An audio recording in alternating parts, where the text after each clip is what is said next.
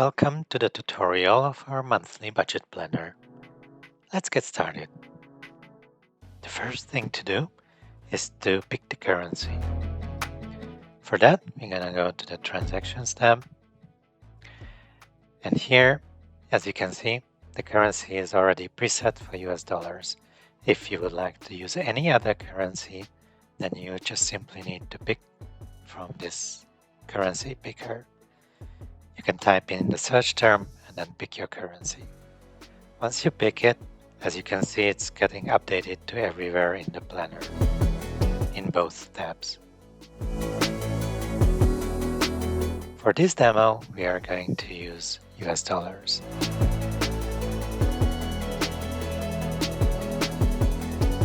Once the currency is set, we can go ahead and start our planning. Let's go to the Planner tab. Here there are a few things we're gonna start with. First, let's pick the start date. The start date will determine the month that will be covered by this Planner tab. It can be any date from the calendar. So for example, let's pick the 10th of February. This means it's gonna cover 1 month from this day, so it's gonna end by 9th of March. Next, we can add the starting balance if we have any carryover from the previous month. After that, we can go ahead and set our plans for each categories that you see here: bills, expenses, debt clearing, income, investments, and savings.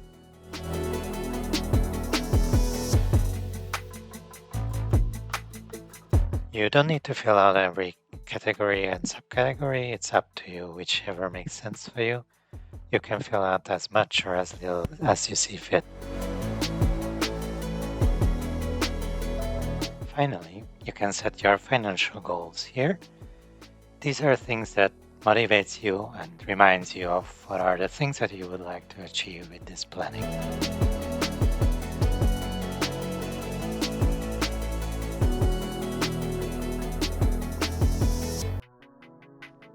All right. So these are the things that you can set up. And let's look at the next step, which is start to record all your transactions. Each row represents a transaction where you can add the date when the transaction happened, an amount, category, and you can add your note.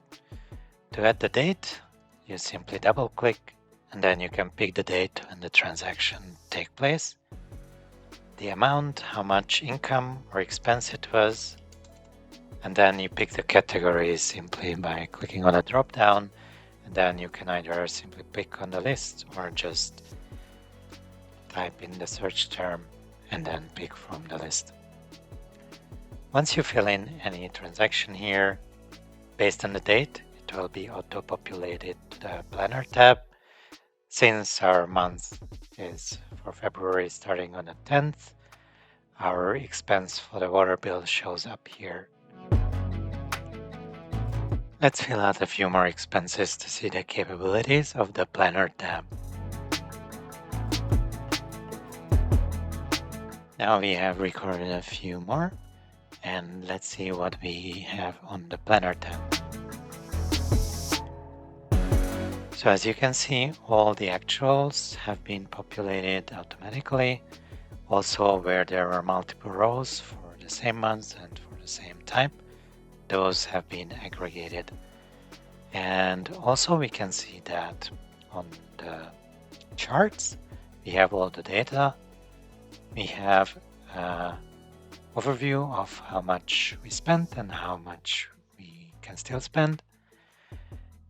We have a breakdown about our spending, and we also have a comparison between our plan and the actual incomes and spendings.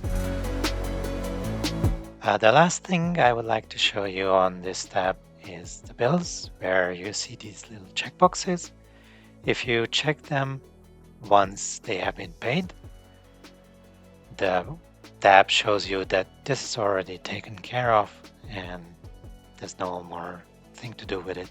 So you can easily see which bills have been already paid and which bills are still to be paid.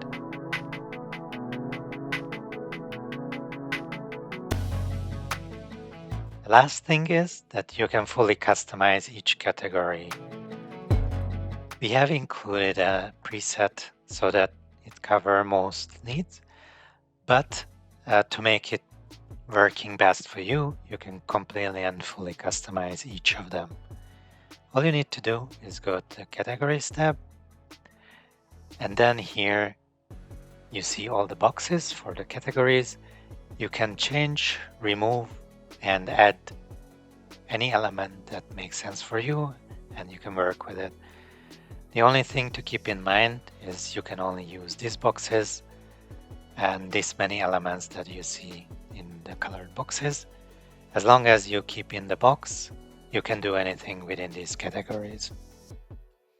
We recommend to do that in the beginning, because once you already start to record transactions for these categories, it might be more difficult to change, as there might be expenses or incomes for that given category, and if you remove it, that may cause the sheet to work in unexpected ways. So please start with that if you would like to customize the categories. Lastly, if you would like to record your plan for multiple months, you can simply duplicate the Planner tab.